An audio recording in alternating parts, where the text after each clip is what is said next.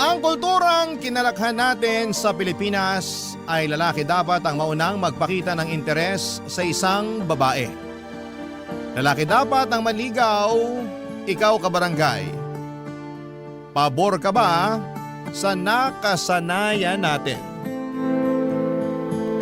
Dear Papa Dudut, ako nga pala si Donna, sa kasalukuyan ay 45 years old na. Gusto ko lang ibahagi sa inyo ang kwento ng kabataan ko. Kwento noong nagsimula akong magdalaga. 18 anyos ako nang matipuhan ko si July, kaedad ko lamang din siya. Nakatira siya sa kabilang purok sa aming barangay. Bagong salta lamang siya noon sa probinsya namin, Papa Dudut. Nabalitaan kong galing pa siya sa Maynila at nung nagkahiwalay ang mga magulang niya, sinama siya ng kanyang 50 anyos na tatay sa probinsya namin. Doon na sila tumirang dalawa. Naging usap-usapan sa barangay namin ang paglipat ni na July at ang kanyang ama na si Mang Edu. Sa barangay pa naman namin kapag may bagong salta ay paniguradong pag-uusapan yan. Nakibalita rin ako tungkol kina July, lalo na nung nalaman kong kaedad ko lamang siya. Nakibalita ako sa manikurista ng nanay ko. Na-curious din kasi si nanay lalo't kaedad niya ang tatay ni July. Inisip nga ni nanay na baka pwede sila ng tatay ni July dahil pareho silang hiwalay sa asawa. Alam kong nagkakantsawan lang sila noon ng manikurista niya pero seryoso akong nakikinig. Hindi dahil gusto kong maging stepfather ang tatay ni July, kundi dahil gusto kong makilala si July, Papa Dudut. Nasabi nga rin ng manikurista ni nanay na gwapo raw at tisoy si July. Ang mga talampakan daw nito ay kasimpulan ng makopa, lalo tuwing tanghaling tapat. Yun pa naman ang tipo ko sa isang lalaki. Mapula ang talampakan at tisoy. Bihira kasi akong makakilala ng mga ganong klaseng lalaki sa probinsya namin. Kaya naman hindi ko na pinalagpas ang pagkakataon para makilala si July. Pinuntahan ko siya sa bahay nila, Papa Dudut.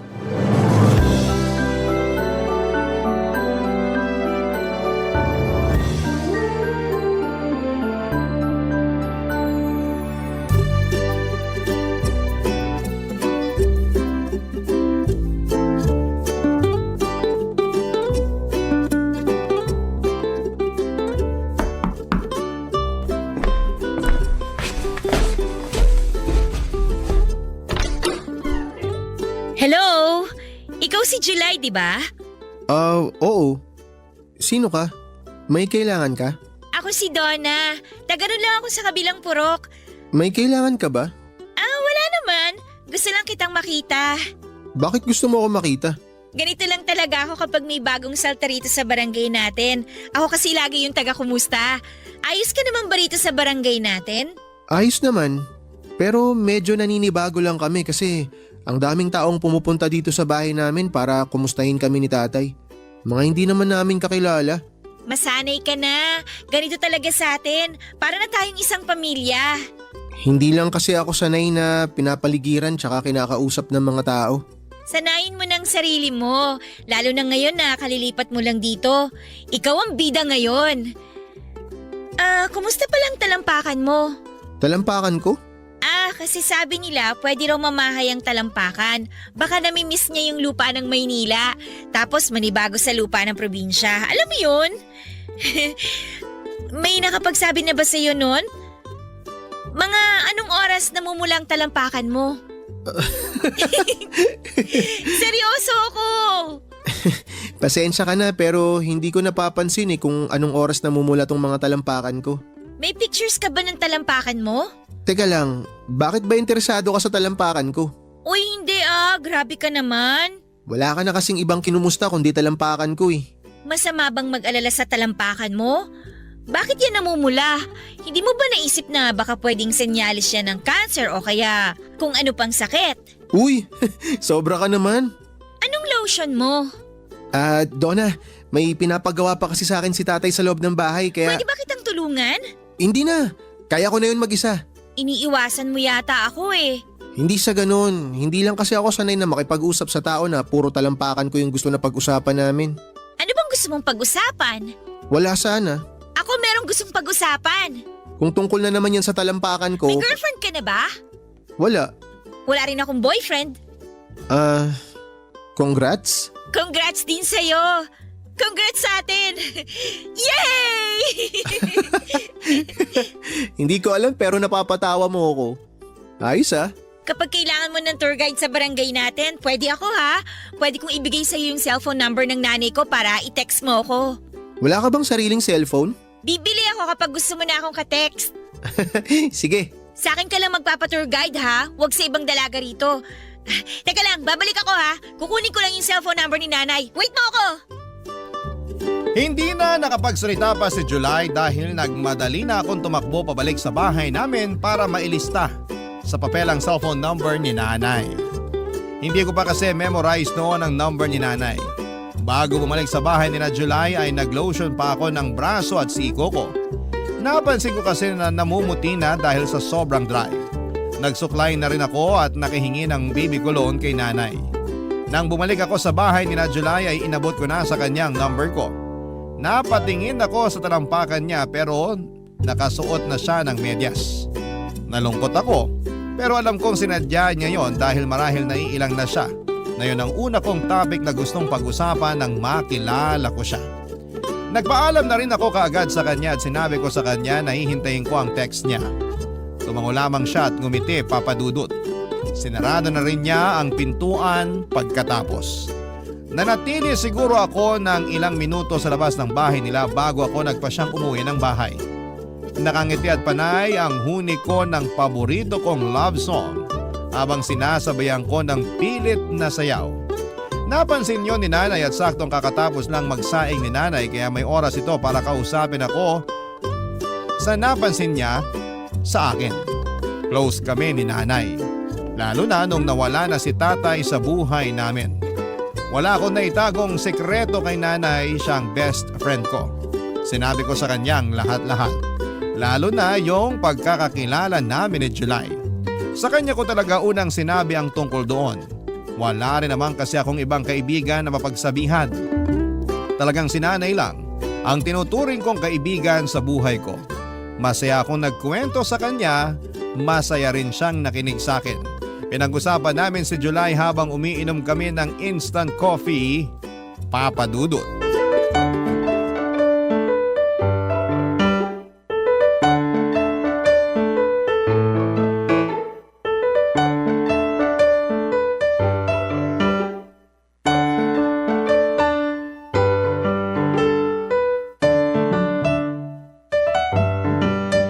Nay, ang gwapo ni July!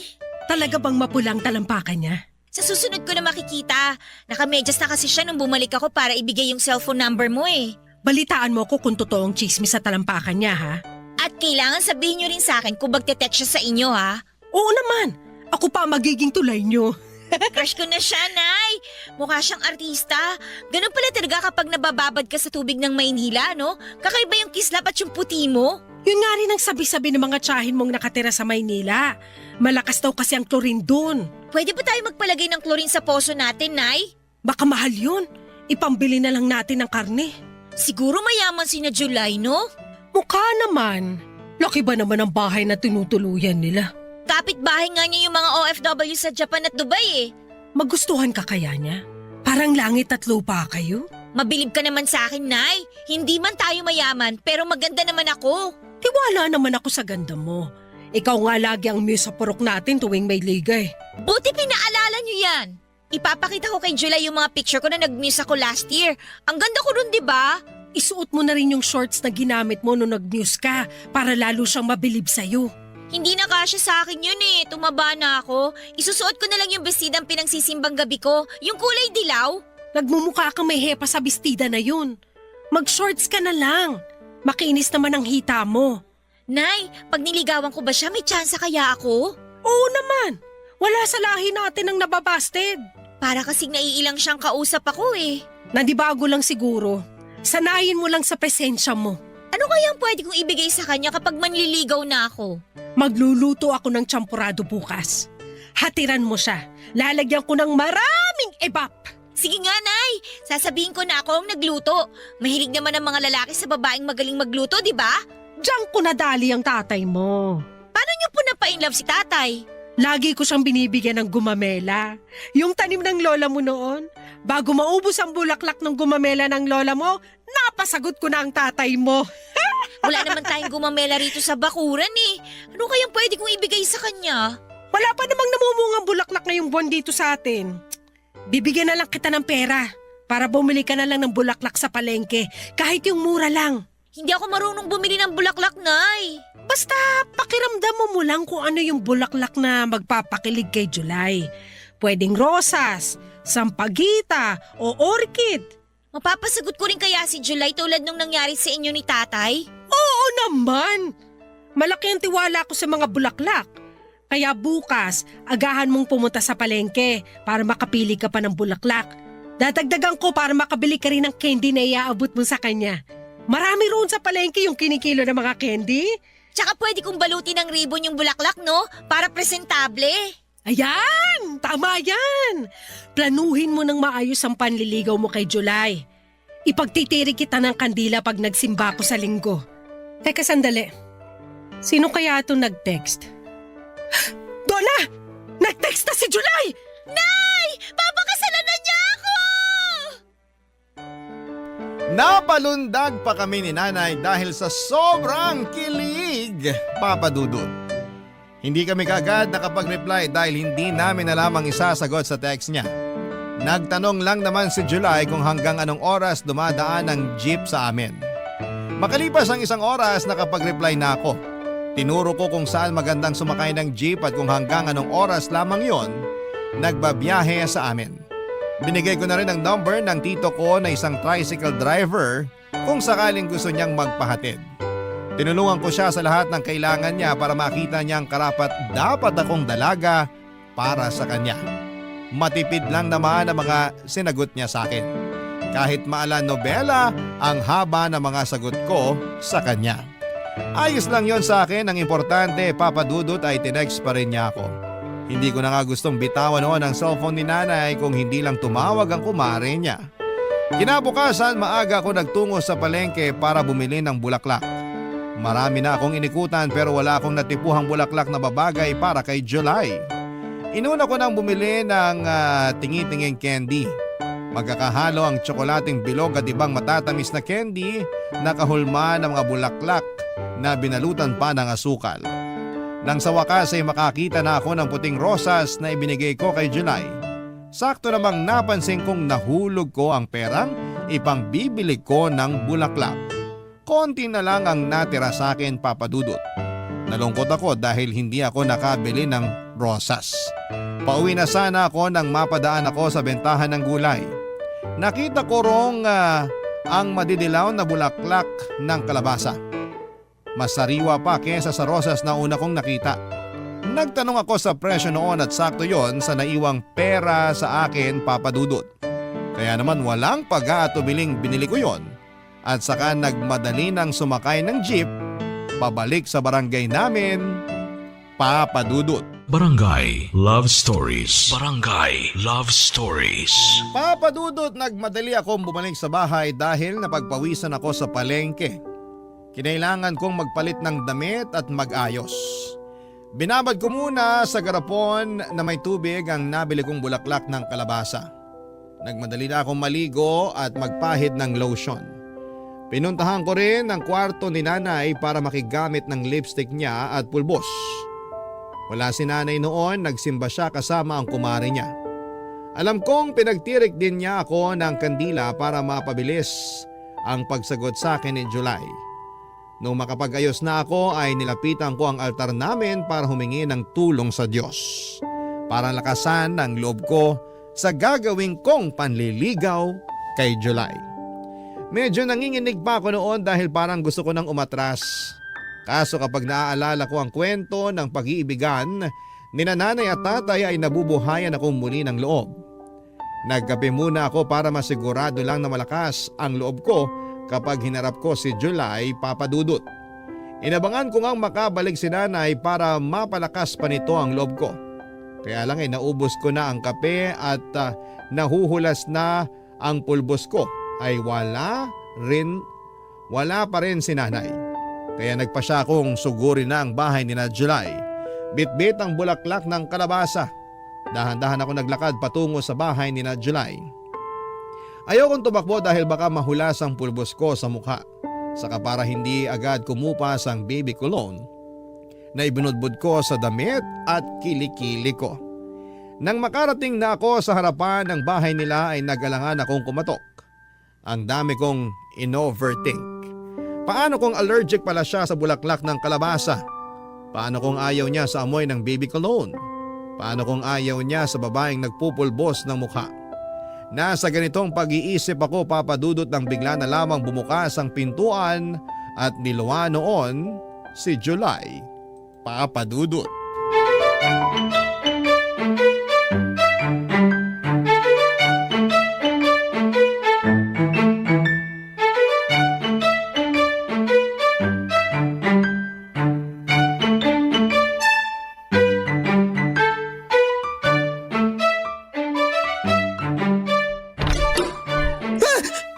Donna, anong ginagawa mo rito? Dinadalaw ka? Parang di ka sigurado ah. Dinadalaw ka! Wala naman akong sakit para dalawin. Gusto ko lang sanang bigyan ka ng bulaklak ng kalabasa Wow! Para saan? para manligaw? Parang di ka ulit sigurado. Para manligaw! Teka, joke ba to? Oy, hindi ah! May kasama pa nga candy tong bulaklak ng kalabasa eh. Kaso naiwan ko sa bahay. Pwede kong balikan para makita mong seryoso talaga ako sa'yo. Sandali. Gusto mo talaga akong ligawan? Oo! Wala namang magagalit, di ba? Hindi ka ba pagagalitan ng nanay mo? Kababae mong tao pero ikaw yung manliligaw? Tsaka, bakit bulaklak ng kalabasa? Eh di ba nga ang manliligaw nagbibigay ng bulaklak sa gusto niya? Pero bulaklak ng kalabasa? Sa totoo lang, puting rosa sana yung ibibigay ko sa'yo eh. Kaya lang, nawala yung pera kong pambili eh. Kaya sumakto lang yung natira sa akin para sa bulaklak ng kalabasa. Cute naman yan! Tanggapin mo na lang! Cute nga. Bago sa akin to. Bulaklak ng kalabasa ang binibigay sa panliligaw. Masarap din yan kapag ginisa mo sa talbos ng sayote. Sahugan mo rin ang karni ng baboy. Ganun, iluluto. Akala ko kasi ilalagay ko to sa altar tulad ng ibang bulaklak. Aba, pwede rin naman yun. Bulaklak pa rin naman yan eh. Mas matagal pang mabulok yan kaysa sa rosas. Ah, talaga ba? Oo naman. Pasensya ka na ha, kung yan yung inabot ko sa'yo. Sa susunod na lang ako babawi ng rosas o kaya orchid. Basta maka-extra lang ako sa talyer ng kagawad natin dito. Hindi mo naman ako kailangan bilhan ng rosas o orchid. Ayos na tong bulaklak ng kalabasa. Mapapakinabangan pa ng sikmura. Eh di pumapayag ka ng maligawan? Bakit ako? Eh kasi ikaw yung type ko eh. Pero babae ka. Babae ako. Hindi ba weird yun? Wala namang masama sa weird. Maganda nga yung para kakaiba sa mga nakasanayan. Sa totoo lang, hindi ako sigurado sa gusto mong mangyari. Payagan mo lang akong manligaw sa'yo para makita mong ayos din naman kung babae yung magpapakita ng interes sa lalaki. Pero mali pa rin yata eh. Dapat kasi lalaki ang unang magpapakita ng interes, di ba? Ayaw mo bang ako ang nagpapakita ng interes? Kasi sa tingin ko, dapat maging patas sa panliligaw ang mga lalaki tsaka babae eh. Naisip ko rin, karapat dapat din naman para sa mga lalaki na maligawan. Yun bang mapakitaan na espesyal din sila? Ayaw mo ba nung ganun? Maganda naman yung idea mo na yan, kaya lang hindi talaga ako sanay. Eh di, ibig sabihin ba, busted na ako?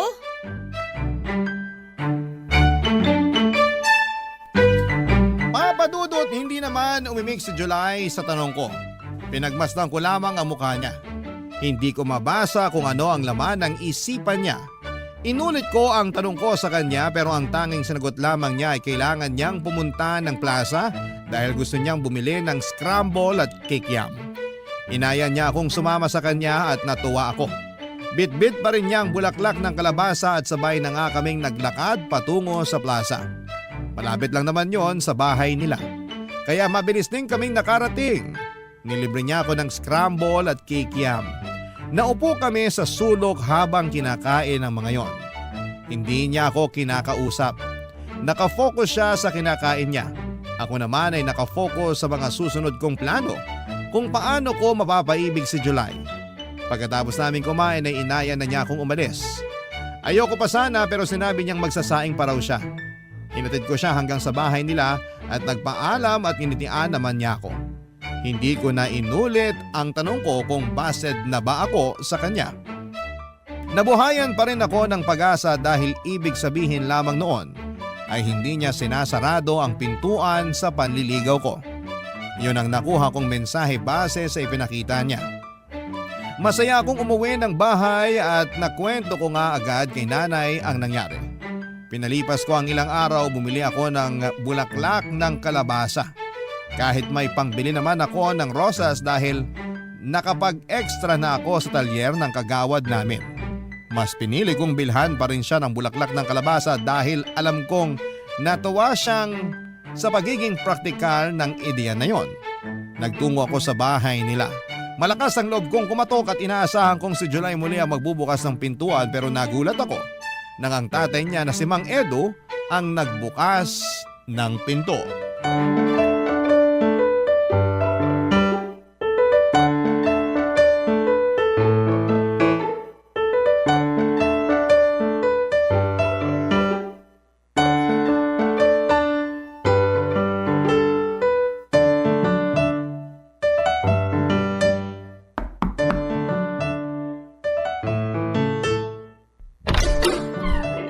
Sino ka?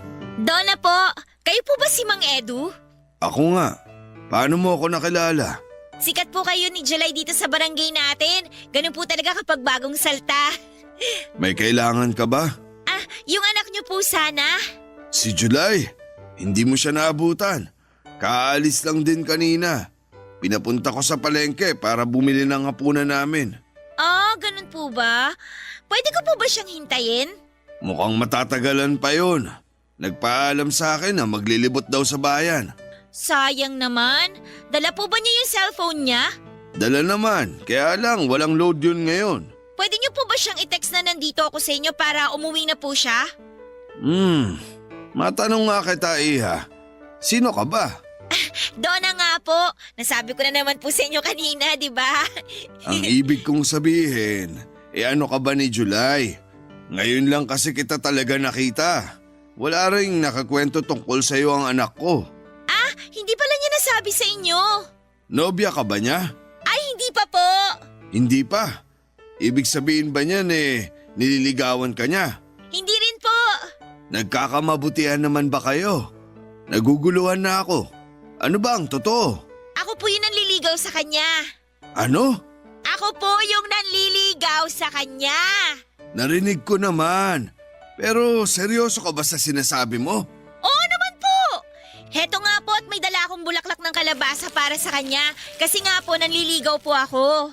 Ikaw ba yung nagbigay ng bulaklak ng kalabasa nung nakaraan? Ako nga po. Ginisa niyo po ba sa talbos ng sayote? Kasi sinabi ko po yun kay July O inilagay niyo po sa altar. Bakit naman namin ilalagay sa altar? Bulaklak pa rin naman po kasi yun. Baka lang po nailagay niyo.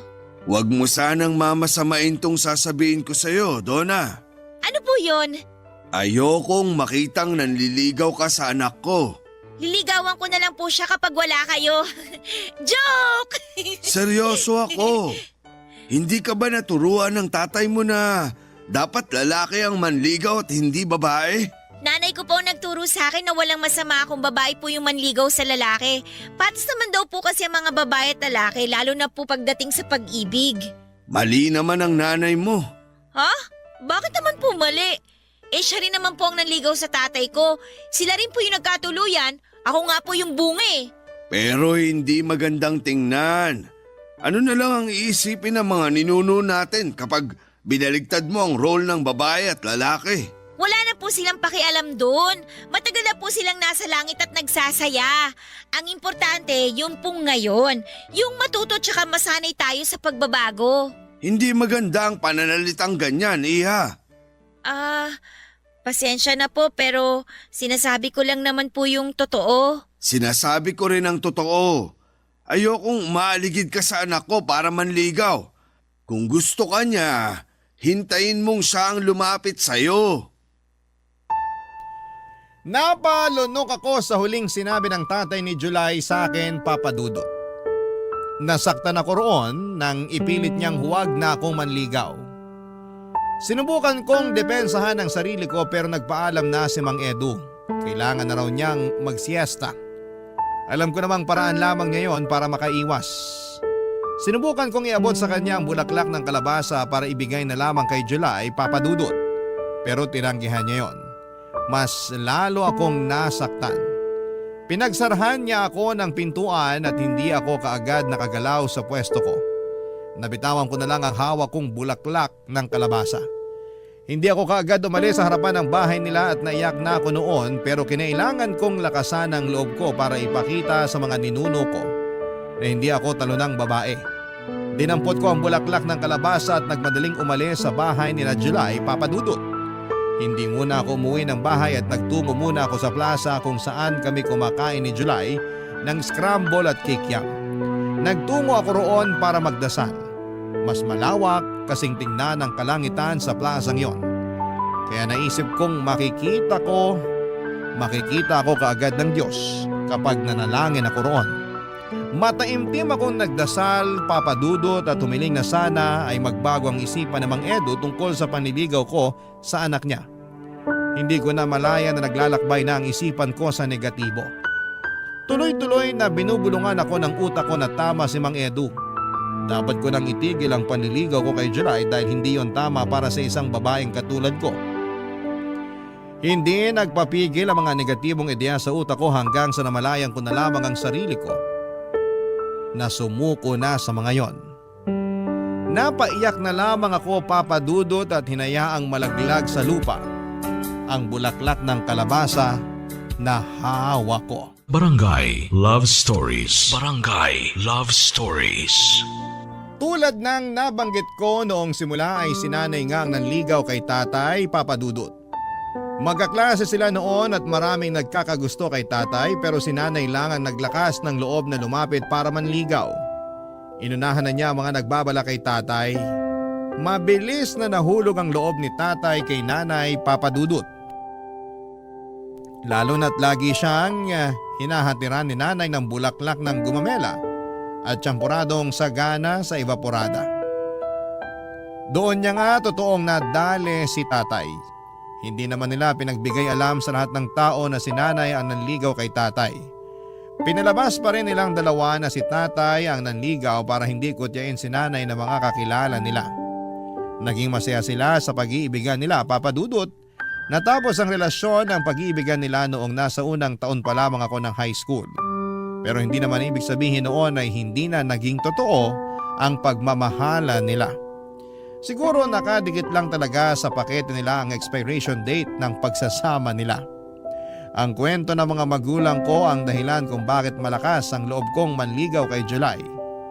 Akala ko kasi ay papayagan ng tadhana na itulad ang love story ng magulang ko sa amin ni July. Pero ang naitulad pala ay yung paghihiwalay nila. Ang masakit pa ay hindi pa man kami nagsisimulang magmahalan ay pinaghiwalay na kami kaagad ng tadhana. Kapag naiisip ko yon noon, nasasaktan ako. Kapag nasasaktan ako ay tumatambay na lamang ako sa plaza para doon ibuga lahat ng sama ng loob ko habang kumakain ng scramble at kikiam. Iniwasan ko na si July. Hindi na ako bumibili ng bulaklak ng kalabasa para sa kanya. Pinagbawalan ko na rin si nanay na bumili noon para ulamin dahil nasasaktan lamang ako kapag nakikita ko yon. Naalala ko kasi ang pag-reject ng tatay ni July sa akin. Hanggang isang araw habang nakatambay ako sa plaza ay dumating itong si July. Nilapitan niya ako kaagad. Papa Dudut.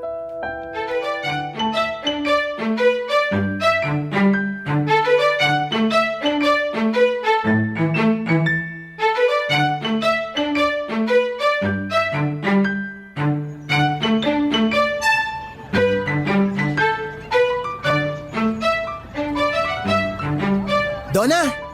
Hindi kita kilala. Wow, suplada! Akala ko ba ikaw yung pinaka-friendly dito sa barangay natin? Ano bang kailangan mo? Wala naman. Nasaktuhan lang na nakita kita rito. Bumili ka rin ba ng scramble at kikiam? Oo. Huwag ka na rin mag-abalang bumili.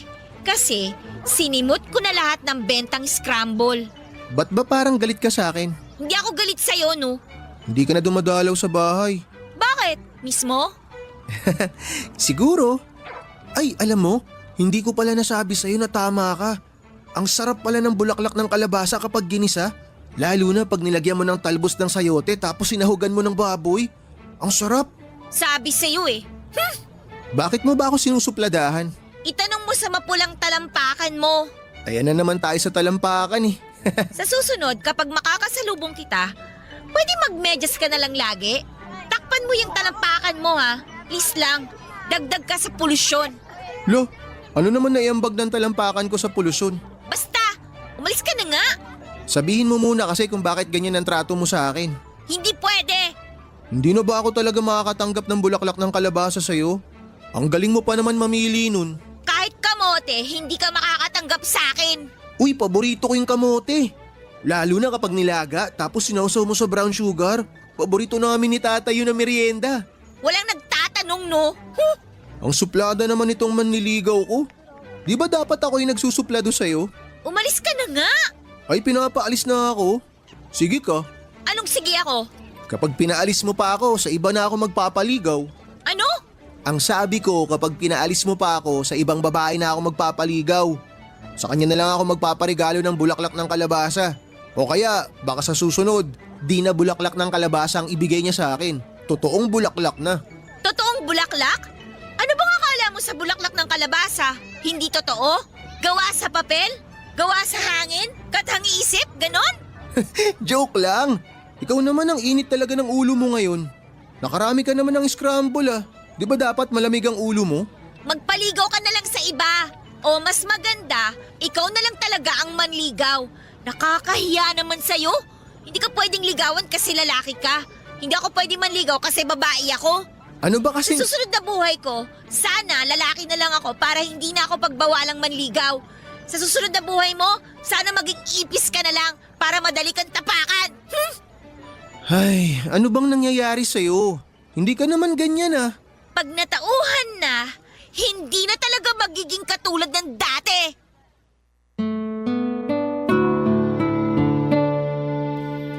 Papa Dudut, madrama ang naging huling linya ko kay July. Mala pelikulang eksena kung saan ay iniwan ng leading lady ang leading man niya. Umaasa ko noon na habulin niya ako pero hindi niya ginawa, Papa Dudut. Hinayaan niya akong mag-walk out at nainis ako lalo. Siguro kung hinabol niya ako, baka naging marupok akong muli. Pero siguro ay gusto ni Lord na ipagpatuloy ko ang paglalakad palayo kay July para mas madrama ang kaganapan. Nagmadali na akong umuwi ng bahay para magpatugtog ng malulungkot na kanta. Paraan ko yon para namnamin ang sugat na dinala ni July sa puso ko. Kakapanood ko kasi yon ng mga teleserye sa GMA at feeling ko, ako lagi ang main character. Naabutan ko si nanay na nakaupo sa sala at nanonood ng TV. May hawak itong isang baso ng kape. Hindi ko siya nilapitan at nagmadali akong pumasok sa kwarto ko dahil patulo na noon ang luha ko. Pinihit ko ang radyo para makahanap ng pinakamalungkot na kanta. Natagalan ako sa paghahanap dahil puro novelty songs ang umeere ng mga oras na yon. Sinukuan ko na lamang ang radyo. Hinayaan ko magpatugtog ng novelty song ang radyo habang umiiyak ako. Doon na pumasok si nanay. May dala siyang 2 baso ng kape. Inabot niya sa akin ang isang baso at kinuha ko naman at huwigop ako mula sa baso. Napaso pa nga ang dila ko. Mas lalo tuloy akong napaiyak. Kinuha ni nanay ang baso at saka pinatong sa tukador sa gilid ng kama ko. Niyakap niya ako at doon ay mas lalo na namang naging malaya ang mga mata kong lumuha. Nung medyo gumaan na ang pakiramdam ko ay inaya niya akong tumungo sa sala para makapag-usap kami ng maayos. Sumunod naman ako at doon namin pinagpatuloy na inumin ang kapeng inabot niya sa akin, Papa Dudut.